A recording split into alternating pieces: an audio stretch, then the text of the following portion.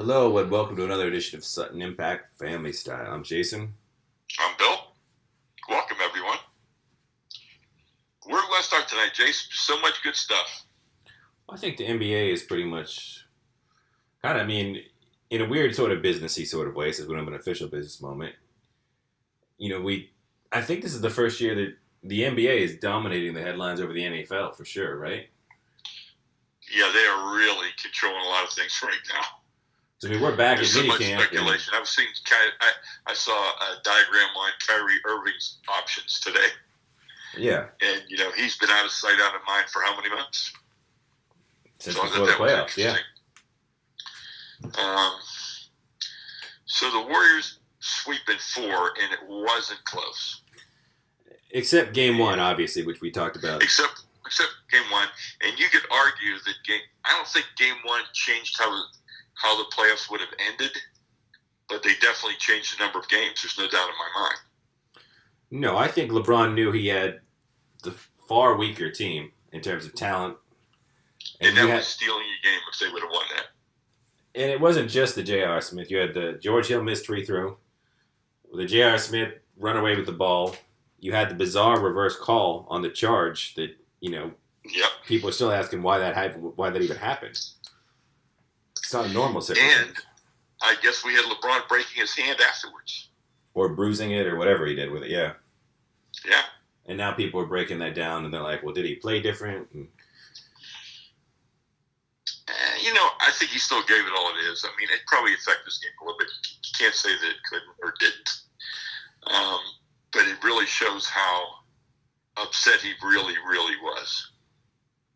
Yeah, and I think as far as the other series goes, I know people are like, that Chris Paul didn't get hurt. It seemed like the Warriors won every game they wanted to win in that series. Yeah, I'd say you're right. Like, the Warriors and obviously Sean Livingston, Steve Kerr, and David West all sort of brought up the fact that there's stuff going on behind the scenes on that team that nobody knows about. And Livingston even brought up the motivation factor, that it was tough to motivate people to want to win this year, which sounds somewhat crazy, but, Well, you mean during the regular season? No, they were saying in the playoffs even. Really? Steve he said this was the toughest coaching job he had, just that, because it seems like, that a little bit of the fact that, they 4 in a row finals. The only one they lost was the one where Draymond Green got suspended for the nut punch. And they didn't bring in anybody new to be hungry this, I guess David West technically, but they didn't really recycle the team and bring in any new blood. And then it seems like there's always speculation as to, you see all those articles like, are these KD's Warriors or are they Steph's Warriors? And that, nobody seems to quite know that. Because obviously when LeBron and Wade joined forces, Wade sort of ran that team the first year, but he was, KD and Steph are both in their prime. Yeah. And then obviously Clay is just a bizarre creature that, just seems to do whatever he does. Like he seems to be unaffected by ego or anything else for some reason. So where is LeBron going to go next year? Well, are you one of the people that says he will stay out of the West and stay in the East, or what do you think? No, I'm one of those people that, I think if Joel Embiid stays healthy and they put that team together, and I think Boston is the toughest team in the NBA if they're all healthy. Mm-hmm. You got to be. So where do you having LeBron go? Well, I think the smart money says, the Lakers. You bring Paul George, although I read an article today that said he's, still very interested in Oklahoma City. But you got Brandon Ingram, Lonzo Ball, Randall. You got in Kyle Kuzma. You got nice young players. You got a chance to bring in at least yourself plus another superstar. Mm-hmm. And if they get creative, they can probably bring in a third. I don't know who the third would be. And you're in LA with Magic Johnson. Do you think that team can compete with the Rockets, the Lakers, and the Timberwolves? I don't think the Rockets are going to be that good again. Chris Paul's 33 years old, and it sounds like, from the speculation that they had sort of that, under the table handshake deal that he's going to get his $200 million. I don't trust him to stay healthy. Clint Capella's going to get some offers from other teams. I know he's restricted, but, Then you're going to have all your money tied up in Paul, Harden, and Capella. And Harden got a pass again. I'm not sure why the media loves him so much. But he once again did what he's done his entire career going back to Arizona State, and he just disappeared in the playoffs in big games. You can't count on him again and again. I know he's going to be the league MVP this year, or was, but I mean, he's. Well, I think LeBron. I originally said LeBron would be a Laker because I saw that as his legacy. But now, while I still think that's a good possibility, I think LeBron's going to pick the place where he can win a championship, and that's going to be what it becomes. And it could be Philly, it could be Boston. I've even heard it could be Golden State.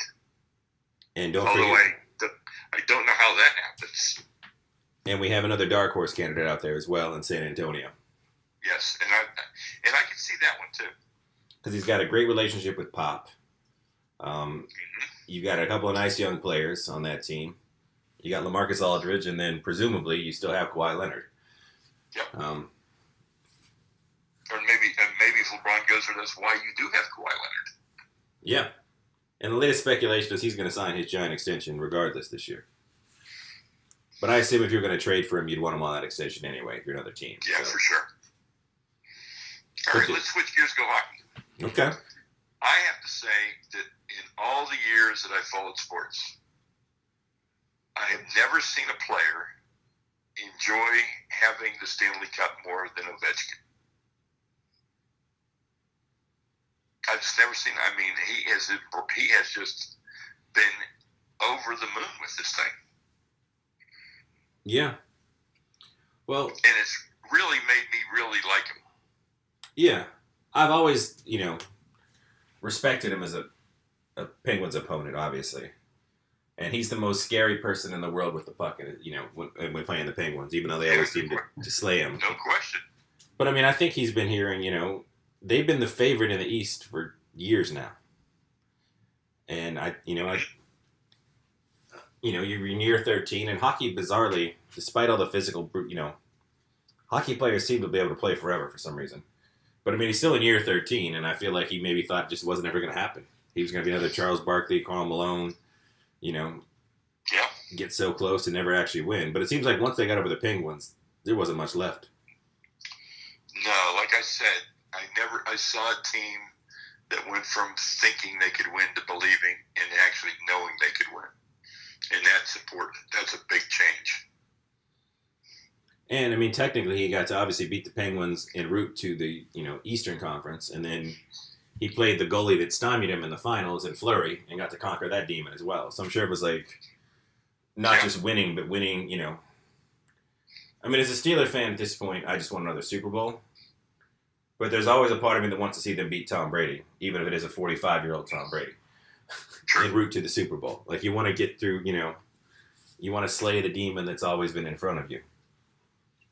And to be able to do that. Plus, I think, he's always been a very jovial, fun hockey player with his big missing teeth and. Yeah. And he hasn't put those teeth in all week. No. There's no need. No, but I just really like how he celebrated. And he's been everywhere, and he's had a lot of fun. He definitely has. I just think it's been cool. And obviously, as a Penguins fan, I hope he has a Dirk Nowitzki situation where he got his one and now he's done. And he can just, be a beloved player and continue to play out but never win another cup, ideally. Unless somehow he ends up on the Penguins, which that's a whole different story. Yeah. Well, I watched a lot of college baseball this week. I watched none, just so everyone's aware. And I have to say, I'll tell you what, I watched the entire Mississippi State Vanderbilt series, which had 3 walk-offs in it. Wow. And it was so much fun and so much passion and so much enthusiasm. It really is everything I value in watching sports. I just love seeing people enjoy themselves and celebrate. And that's a lot of guys that don't even have full scholarships. They're really excited, that love the game and play hard, and it's been fun. And I have just really, really enjoyed it. I wish I was going to the College World Series this year, which is still my favorite sporting event. But I would just love to go this year to see the teams that are in it and see where they go. A lot of fun. See, I was thinking now, I'm just putting two and two together, and I'm winging this, so I haven't given this any thought whatsoever until this very moment. But not to bring up the Steelers again, but I can't help myself. Did you see Antonio Brown's quote today? I did not. He sort of had a Donald Glover sort of mini meltdown where he sort of talked about all the pressure of never being able to go anywhere without being seen, and it just seemed to say that, it seemed like achieving success in the NFL and the NBA, and you've seen LeBron talk about it, and KD with his fake burner accounts and some of his ramblings, like, that there's so much scrutiny on them. The people this higher level.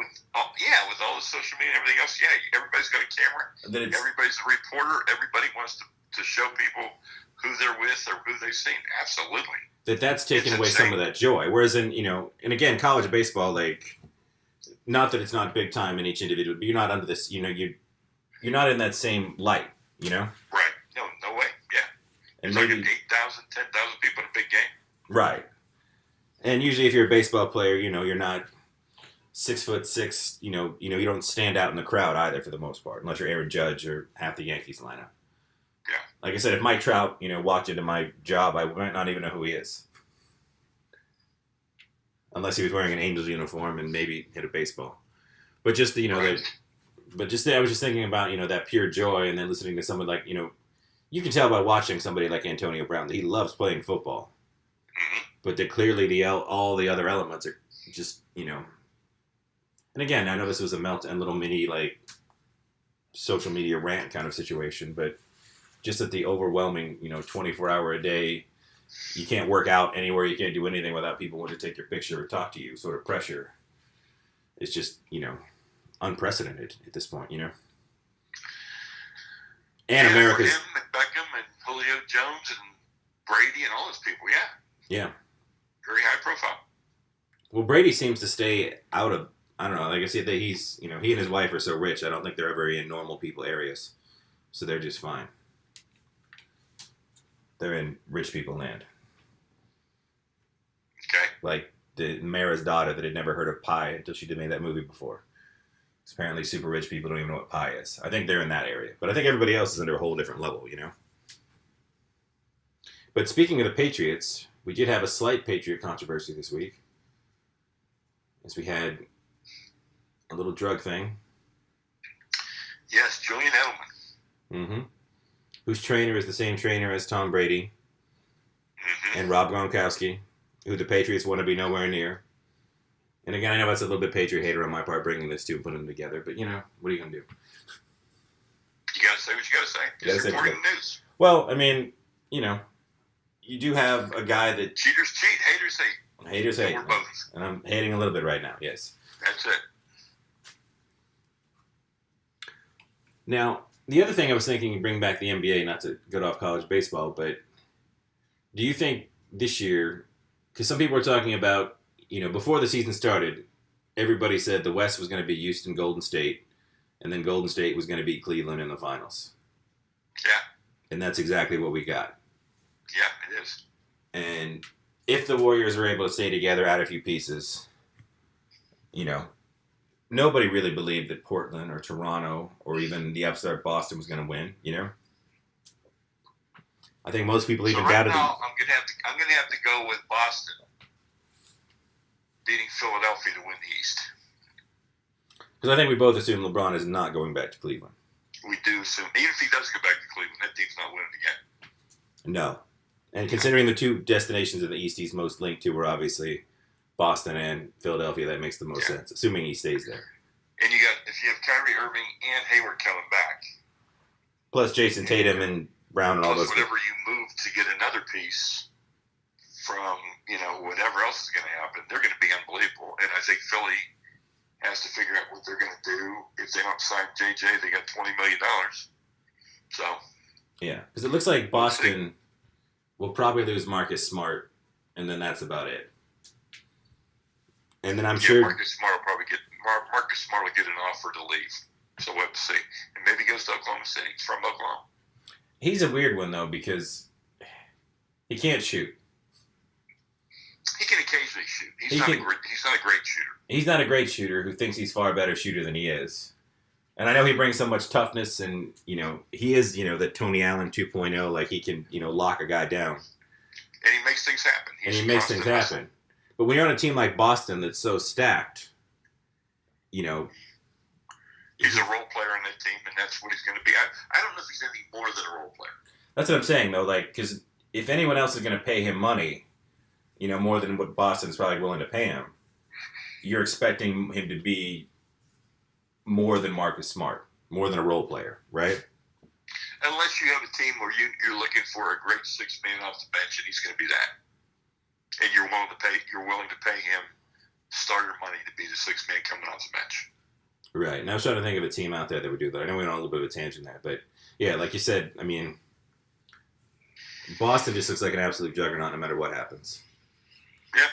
Because I think even if those two guys didn't come back and they reran this team again with another year's experience, I think they'd still be in the East Finals. And that's not even counting Hayward and Kyrie. No. We'll have to see. And then in the West, I mean, I don't know. I assume Golden State, if they run it all back.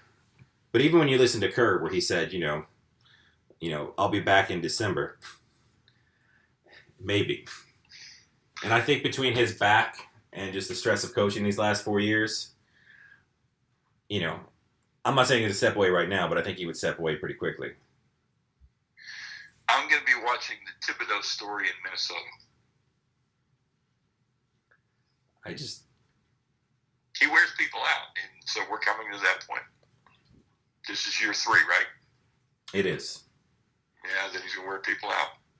So we'll see where that goes. And your biggest superstar, well, assuming, obviously physically the biggest, but you got Karl Anthony Towns, doesn't seem to be the happiest guy in the world in Minnesota. You paid Andrew Wiggins all that money despite, the whole public, like, I need to look this man in the eye before I sign this big check. And apparently he wasn't a very good judge of character because he shouldn't have paid him that much money. No. And then you obviously have Jimmy Butler, who's, outstanding player who got hurt. But I don't know where you go if you're Minnesota. I don't know where you go if you're most of these teams. Yeah, it's going to be interesting to see this draft. It's going to be interesting to see. Phoenix had 2 good players. They're going to get a number 1 pick. And all of a sudden, that gives you the credibility to sign a free agent. It really does. That you never had before. So we'll see. And they get plenty of money. So we'll see what happens there. But let's you know what? We've been talking too much NBA for 2 weeks. We got to let it go. People are going to think we're the NBA show. All right. What do you got on the entertainment side? Entertainment side. I actually watched something slightly. I watched Stars' Howard's End, the 4-part miniseries. Yeah. With Haley Atwell and some other people in it. I'd have to say overall, I didn't mind it. I like period pieces. I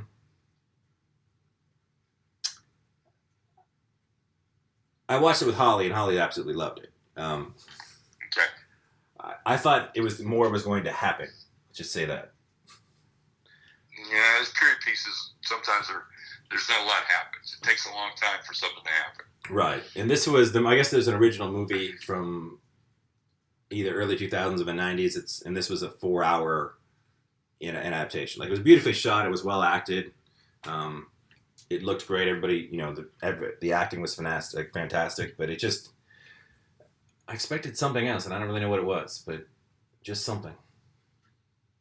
Well, I'm excited about something, and you're going to be even more, you're going to be as excited as I am when I tell you what it is. All right. A book came for me in the mail today by one of our favorite authors. Is it new John Conley? The new John Conley book, The Woman in the Woods. Oh. So I will be taking that with me to my 50th reunion in Pittsburgh and reading that on the plane and all week. And I will send it to you next week. That sounds excellent. He's been my favorite author for a long time now, I think. He can tell a story. He really can. And he can make you believe whatever he wants you to believe. Because he does an excellent job. Listeners, if you've never read John Conley, an Irish author, please give him a shot. He's fantastic. Everything he's written. Unbelievable. Because he's able to blend just enough of a tiny... It's usually it's pretty, great character work, excellent crime stories, mysteries, and he's able to just I think, just almost touch on the supernatural in most of his stories. In a believable way. In a believable way. Or in a way that makes you think it could be. Exactly. Yeah, I love the guy. And he also has, I guess they're not kids' books, but the Nocturne series, which is straight sort of, fantasy. They're fantastic as well. They're very clever, very well written. And even though he's an Irish author that writes, he sets most of his books in the Northeast of America, actually. Yeah, they're between Maine and New York, usually. And Michael Conley, who I would confuse with him occasionally, was also an excellent author, sometimes sets some of his books actually in Ireland, which I think is where some of the confusion came in. Yeah, it's some good stuff there. I'm excited by it. I know you'll be excited, so I will read it. I'll jump on it as soon as I can get home tomorrow, probably. It's one of those things when I get one, I can hardly wait to get it. Oh, yeah. And I never ordered Conley on Kindle because I always think it's a hardback. Definitely. I didn't know that came out yet. I saw that it was coming out. I just didn't know. Yeah. I pre-ordered it a long time ago. And when I pre-order something on Amazon, I usually forget about it until I get the notification that, hey, we're shipping your book in 2 days. Yes, indeed. So I got a food moment. All right. So I'm in Boca Raton right now. And I drove in the other night to go to my hotel, and I passed a place called Nick's New Haven Pizza. Okay. And I thought, I'm going to go in there and get some pizza. New Haven is a renowned pizza location. It's a very famous location, pizza style. So I go in there, and I'm looking at the menu, and there's a thing on the table that says the best rigatoni ever, and it's a rigatoni with hot sausage. And so I say to the guy, I said, well, it's the first time in here, which I ordered. He goes, well, obviously we're known for our pizza, and our pizza's really, really good. And I said, okay, but what about this? And he goes, well, that's the only thing I would order instead of the pizza, so I did. And it was really good. But the pizza is, it's coal oven. Very, very thin and very, very crisp is New Haven style. So I think I would like that, but I didn't order it. All right. I actually just thought of a business moment, Dad. What do you got? Well, this week is E3 week in video games circles. Yes, your brother's attending. My brother's attending. We're going to have a big talk about it. We've been texting back and forth. A lot of exciting game notifications. Because this is just general business. Now, Nintendo is its own beast. It just sort of, people like me that grew up with Nintendo have an absolute, just love Nintendo and they do their own thing. But so their conference is sort of its own thing. We don't really even judge it against the other conferences. But Microsoft and Sony have pretty much been the leaders back and forth, and they go, head to head. And essentially, when the PS2 was the greatest selling console, it was it was just incredible. So when the PS3 came out, there was a lot of hubris on Sony's part. They charged more money than everybody else. They tried to change things up, and it allowed Xbox to sweep right in, right? Mm-hmm. Xbox 360 dominated the next generation. Now, by the time the end of the generation came, PlayStation 3 had kind of caught up. It never was able to get that market share. So this time, or this was a few years ago, they announced the new systems. Xbox came out with a DMR, online only, this family box, and PlayStation came out and they were like, just games. PlayStation 4 blew the Xbox One out of the water. Even with the Xbox One X, which was the most powerful system, the PS4 is just completely outsold it. The Xbox isn't going to catch up. Okay. And last year at E3, people loved Sony's conference. You know what Sony did? They didn't talk a lot. They didn't bring out celebrities. They just showed trailer with gameplay, trailer after gameplay, trailer after gameplay. People loved it. And then, Sony obviously continued their lead, and now they're way ahead of everybody. This year, Xbox did that. They were just like, you know what, we're back. 50 games. They showed trailer after trailer after trailer, gave the people exactly what they want. And Sony had this whole convoluted conference. They started in a church, because one of the games is sort of set in a church. They made people move. They had this table of like 4 people, clearly from Sony, sort of talking and fake laughing like a morning talk show. And even though they probably had more games I was interested in, I was annoyed by their conference. Because they didn't just give me what I wanted. But from a business standpoint, here's what I'm asking: is it seems like every year at this thing, the conference that's always voted by all the blogs, all the websites, all the podcasts, is the one that literally gives the people what they want, which is just game after game after game. Don't bog us down with a lot of talking or theatrics. Just show us the games. And yet every time one of the ones that one becomes like in the lead, it's like they can't help themselves. Like they have to just show you something and then pat themselves on the back the entire time. So I guess the business question is, why would you not do what everybody likes when you know that's successful? Is it just hubris at this point? There's a little bit of that. There's a lot of ego always. There are, outside factors at work. It's not just the game people, it's the game people's agency and how they think the message should be. Right. And what they think the message should be. And then they also say, well, we don't want to be like so-and-so. We don't want to be copycats. We want to be innovators. And then say, well, we did this last year. We should keep it up and do it again. But then we're not new. We're not innovative. So people will think we haven't changed anything. So we got to show people that we're new and different. So it's complex. I suppose, but I feel like if you come out and you just blast, you should like, these are our cool games coming up. This is what they look like while you're playing them. Everybody loves it. It's universal. It's pizza. It's cheeseburgers. It's Santa Claus. To me, that would be the key. I want to see what it's going to look like on my television set. Right. I want to see what it looks like when I'm playing it and doing this. I want to see what it's going to be. Don't tell me about it. Show me about it. Does that make sense? Yeah. And again, I'm not really a businessman. It seems like in that particular field more than every other one. And like I said, Nintendo being the clear outlier. There's, at least as far as, I feel like I'm pretty involved in the video game fan community, if you will. I belong to a couple of groups, and I'm, but it seems like... I still think you and your brother need to do the video game show. We're going to do it as soon as his wedding's over, probably. Okay. Because we're going to shout out to Dan, Jason's brother, my other son, because League of Legends had a really successful college championship tournament for college students, and it was very, very successful. It's a real good idea. Mm-hmm. So I want to give them a shout out. It was very successful this year. And if there's any question as to how big esports is growing, not that it wasn't already a big esport in that Smash Brothers from Nintendo, but this year they're coming out with Smash Brothers Ultimate, and they spent like 35 minutes talking about this game on the conference, which was, I said it was Nintendo style, so it's fine. But you could see that a lot of the innovations and changes they made were definitely geared towards an esport future. Like that they wanted this to be the lead fighting game in all the esports. You can quicker games, hard. They multiple. You could just see it. It looks fun. I can't wait. Although whenever I play online against people that play all the time, I get destroyed. So what are you gonna do? Are you still watching Westworld? I have not watched a single episode this year. I think we've talked about it before, but I was really disappointed in the first season. I thought it was a lot of. I was confused after the first season.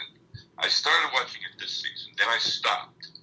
Then the other night, for some reason, it was on, and it was all done in Native American language, supposedly, with English subtitles.